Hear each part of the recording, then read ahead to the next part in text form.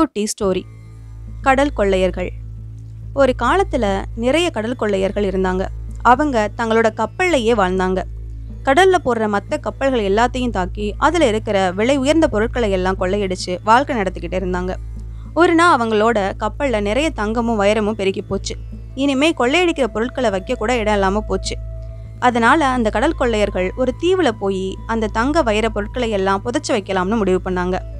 அதனால ஒரு ஆள் நடமாட்டமே இல்லாத ஒரு தீர்வை தேர்வு செஞ்சு தங்களோட பொருட்கள் எல்லாத்தையும் எடுத்துக்கிட்டு அவங்க கிட்ட இருந்த குட்டி படகுல ஏத்திக்கிட்டு அந்த தீவுல இருந்த ஆத்து வழியா தீவுக்கு போனாங்க. அந்த தீவு நிறைய மரங்களோட பெரிய காடா இருந்துச்சு. அந்த கொள்ளையர்கள் எல்லாம் சேர்த்து அவங்க கொள்ளையடிச்ச பொருட்கள் எல்லாத்தையும் எடுத்துக்கிட்டு காட்டுக்குள்ள போனாங்க.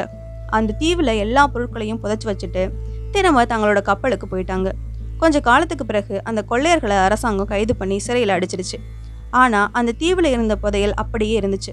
ரொம்ப வருஷத்துக்கு அப்புறமா 2 சாமானியர்கள் அந்த தீவுக்கு வந்தாங்க.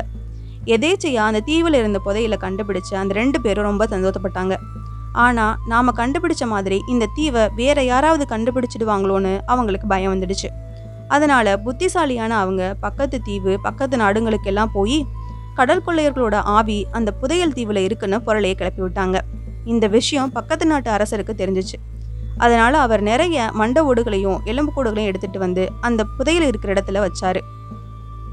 கடற்கொள்ளையர்களோட ஆவி அங்க இருக்குன்னு புரளையை கிளப்பின அதே 2 சாமானியர்களுக்கு ஒரு நாள் அந்த புதையல் எடுக்க வந்தாங்க. புதையல் இருந்த இடத்துல இருந்த மண்ட ஓடுகளையும் எலும்புக்கூட்டையும் பார்த்து அவங்க 2 பேரும் உண்மையாவே கடற்கொள்ளையரோட ஆவி இங்க வந்துடுச்சுன்னு நினைச்சு அலறி அடிச்சு அங்கிருந்து ஓடிட்டாங்க.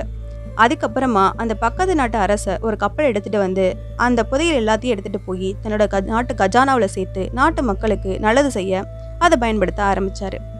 இந்த கதை உங்களுக்கு பிடிச்சிருந்து அப்படின்னா லைக் பண்ணுங்க, ஷேர் பண்ணுங்க.